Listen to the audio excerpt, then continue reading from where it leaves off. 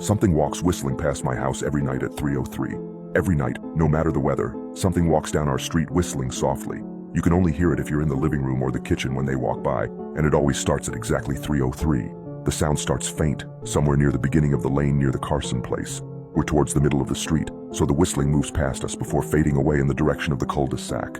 When I was younger, my sister and I would sneak into the kitchen some nights to listen. Mom and Dad didn't like that, and we'd catch hell if they found us out there, but they were never too hard on us since we always stuck to the one big rule. Don't try to look at whatever was whistling. My neighborhood is a funny place. I've lived here since I was 6 and I love it. The houses are small but well-kept, good-sized yards, plenty of places to roam. There are a lot of other kids here my age. I turned 13 back in October. We grew up together and would always play foursquare in the cul-de-sac or roam around from back porch to back porch in the summer. This was a good place to grow up. I'm old enough to see it, and there's only the two strange things here, the night whistling and the good luck. The whistling never bothered me much. Like I said, I couldn't even hear it from my bedroom, but Mom and Dad don't like talking about it, so I've stopped asking questions. My dad is a strong guy, tall and calm. He has an accent since he moved to the US as a kid. His family, my grandparents, they're from the islands. That's what they call it. My dad, the only time he isn't so calm is if the whistler comes up. He talks a little quicker then, eyes move faster, and he tells us not to think about it so much and to always remember the one rule, the big rule. Don't try to look outside when the whistler goes past. Not that we could look even if we wanted. See, there are shutters on the inside of every window, thick pieces of heavy canvas that pull down from the top and latch to the bottom of the window frame. Each latch even has a small lock, about the size of what you'd find on a diary. My dad locks those shutters every night before we all go to bed and keeps the key in his room. My mom, I don't know what she thinks about the whistling. I've seen her out in the living room before at 3:03 when the sound starts. I could see her if I cracked my door open just an inch to peek. She's not out there often, at least I haven't caught her much. But once or twice a month I think she sits out there on our big red couch just listening. The whistler has the same tune every night. It's cheerful, da-da-da-da-da-dum, da-da-da-da-da-dum. Remember how I said there are two odd things about where I live? Well, besides our night whistler, everyone in my neighborhood is really lucky. It's hard to explain, and Dad doesn't like us talking about this part much either, but good things just seem to happen to people around here a lot. Usually it's small things, winning a radio contest, or getting an unexpected promotion at work, or finding some arrowheads buried in the yard, you know, the authentic kind. The weather is pretty good and there's no crime and everybody's gardens bloom extra bright in the fall. A million little blessings, I've heard my mom say about living here, but the main reason we stay here, why we moved here in the first place, is my sister Nola. She was born very sick, something with her lungs. We couldn't even bring her home when she was born, only visit her in the hospital. She was so small, I remember, small even compared to the other babies. A machine had to breathe for her. We moved into our house here to be closer to the hospital. As soon as we moved here, Nola started getting better. The doctors couldn't figure it out. They chalked it up to whatever they were doing, but we all could tell they were confused. But my parents knew, even I knew, Nola getting better was just another of the million little blessings we got for living in our neighborhood. So that's why we stayed even after we found out that for every small miracle that happens here every day now and then, some bad things happen. But they only happen if you look for the whistler. See, our neighborhood has a welcoming committee. They show up with macaroni casserole and a gift basket and a manila folder whenever someone new moves in. They're very friendly. 4 people showed up when we moved in 7 years ago. The committee made small talk, gave me a Snickers bar, and took turns holding Nola. It was her first week out of the hospital, so they were extra careful. Then the committee asked to speak to my parents in private, so I was sent to my room, where I still managed to hear nearly every word. The welcoming committee told my parents about how nice the neighborhood was, really exceptionally hard to explain kind of nice. And then they told my parents about the even harder to explain whistling that happened every morning at 3:03 and ended at the tick of 3:05. The group, our new neighbors, warned my parents that the whistling was quiet, would never harm or hurt us, as long as we didn't look for what was making the sound. This part they stressed, and I pushed my ear into the door straining to hear them. People who went looking for the whistler had their luck change, sometimes tragically. A black cloud would hang over anyone that looked. Anything that could go wrong would. The manila envelope the committee brought over contained newspaper clippings, stories about car crashes and ruined lives, public deaths and freak accidents. Not everyone dies, I heard the head of the committee tell my dad. But the life goes out of them. Even if they live, there's no light in them ever again, no presence. My mom, I could tell she wasn't taking it seriously. She kept asking if this was some prank they play on new neighbors. At one point my mom got angry, accused the committee of trying to scare us out of our new home, asked them if they were racist on account of my dad being from the islands. My dad calmed her down, told her he could tell our new neighbors were sincere and they were just trying to help us. He explained that he grew up hearing these kinds of stories from his mom and that he knew there were strange things that walked among us. Some of those strange things were good and some were bad, but most were just different. After the committee left, Dad went out to the hardware store, bought the canvas blinds, the latches, and the locks, and installed them on every window in the house after dinner. That first night in our new house, I crept out of my room at 3 a.m., only to find my dad awake sitting on the living room couch, holding my baby sister. My dad held up his finger in a shush motion but patted the couch next to him. I sat and we waited. At exactly 3:03 we heard the whistling. Da-da-da-da-da-dum, da-da-da-da-da-dum. It came and it went just like our neighbors said. The whistling returns each night and we never look and we enjoy our million little blessings every day. Nola breathes on her own and she's grown into a strong, clever girl. My dad even joined the welcoming committee. We don't get new neighbors often. Why would anyone want to leave?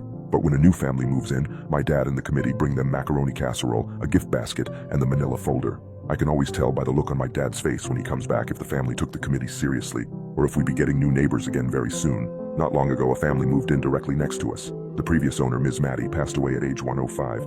She'd lived a good long life. Our new neighbors seemed like they'd fit in just fine. They believed the welcoming committee, took my dad's advice about the locking shutters, since they had a young child of their own. Whatever newspaper clippings were in that manila envelope, whatever evidence, my dad never let us see. But I imagine it must have been awfully convincing since our neighbors got along with no issues for the first month. One night, when our new neighbors had to leave town, they sent their son Holden to stay with us. He was 12, a year under me in school.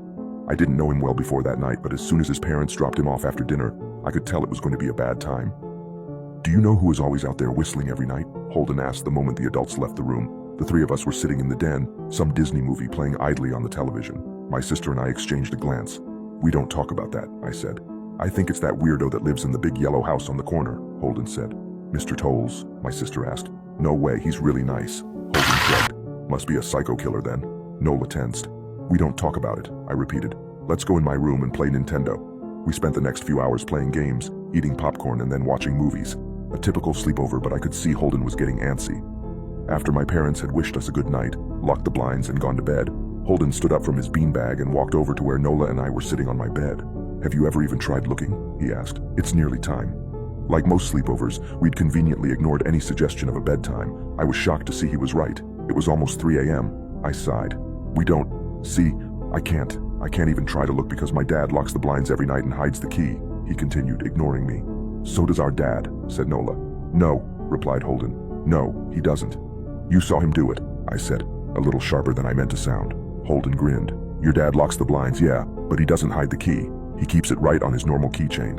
"So?" I asked, worried I already knew what he would say next, because I had noticed that my dad didn't bother hiding the key anymore after all of these years, because he knew we took it seriously.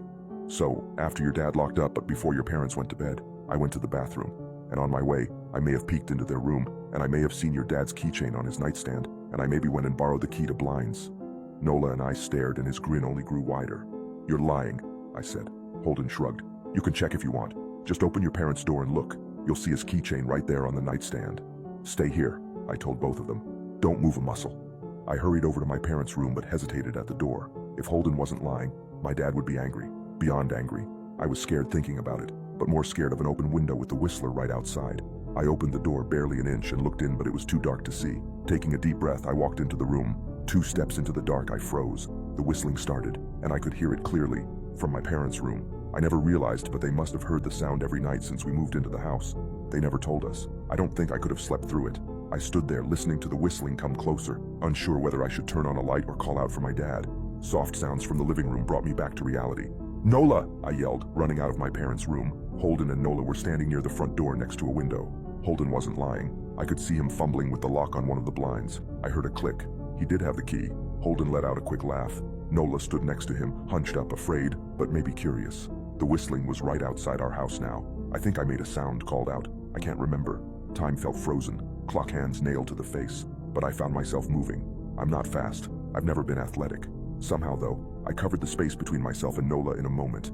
My eyes were locked on her, but I heard Holden pull the blind all the way down so it could release. I heard the snap of it start to raise, and I heard the whistling just on the other side of the window. But I had my arms around Nola and I turned us, so she was facing away from the window. At the same time, I jammed my eyes shut. The blind whipped open. The whistling stopped. I felt Nola shaking in my arms. "Don't look, okay?" I told her. "Don't turn around." We were positioned so that she was facing back towards the hallway and I was facing the window. My eyes were still closed. I felt her nod into my shoulder. I reached out with the arm not holding Nola and tried to touch Holden. My hand brushed against his arm. He was shaking worse than Nola. "Holden?" I asked. Silence. I reached past him and gingerly felt for the window, eyes still sealed shut. The glass was cold against my fingertips, colder than it should have been for the time of year. I moved my hand up the window, searching for the string to the blind. The glass began to get warmer the further I reached, and there was a gentle hum feeding back into my fingertips. I tried not to think about what might be on the other side of the window. Finally, I touched the string and yanked the blinds shut. I opened my eyes. In the dim light leaking out from the kitchen, I could make out Holden, pale and small, staring at the now closed window. "Holden?" I asked again. He turned towards me and he screamed. Everything became a flurry of motion. Lights sparked to life in the hall, then the living room. My parents' footsteps thudded across the hardwood floor. I didn't turn to look back at them. My eyes were glued to Holden. He was pale, had bit his lips so hard there was a thin red line of blood running down his chin and he'd wet himself. "What happened?" my dad asked from behind me. I managed to swivel away from Holden and look back. He looked. I'd never seen my dad scared before, but I saw it that night, in that moment, an old, ugly terror stitched on his face, a parent's fear. "Just Holden?" he mouthed to me. I nodded yes. My dad let out a breath. He looked so relieved I nearly expected him to cheer. But then, he turned to Holden, and my dad's face changed. I wondered if he felt bad for feeling good that Holden was the only one that looked. There was a knock at the door. We all froze. Holden whimpered. "Don't answer it," my mom said. She stood at the threshold of the hall.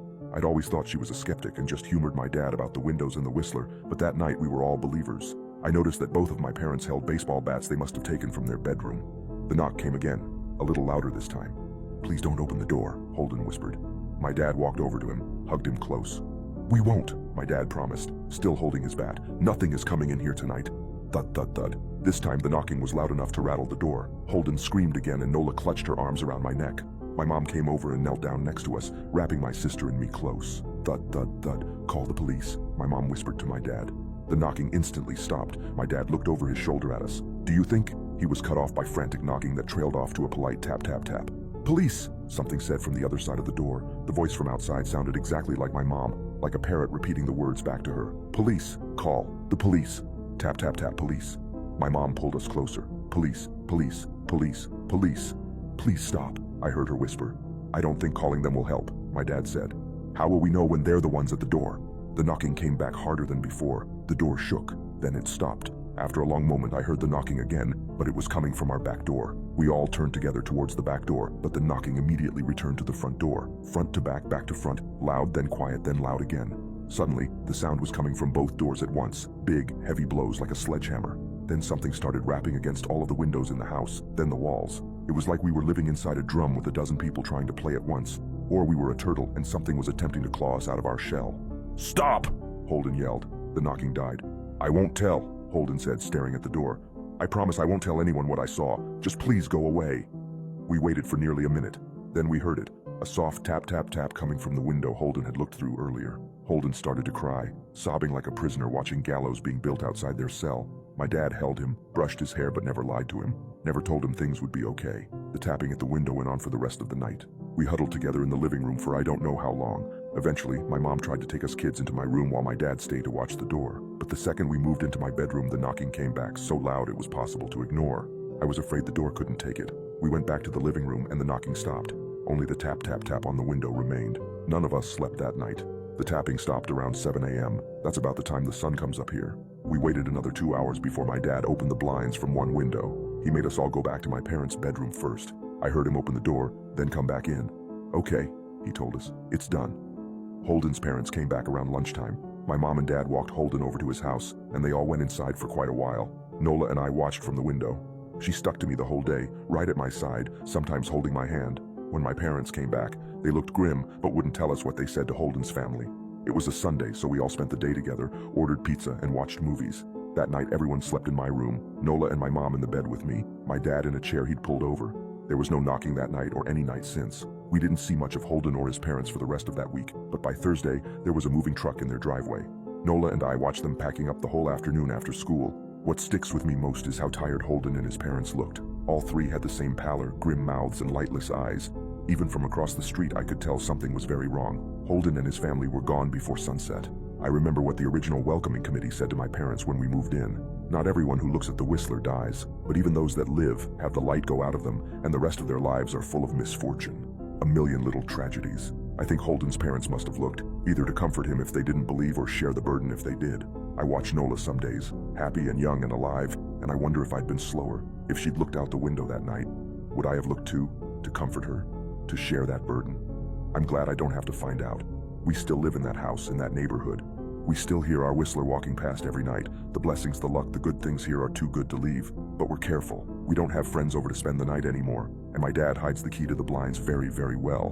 Not that I've gone looking. Some things you just don't need to look for.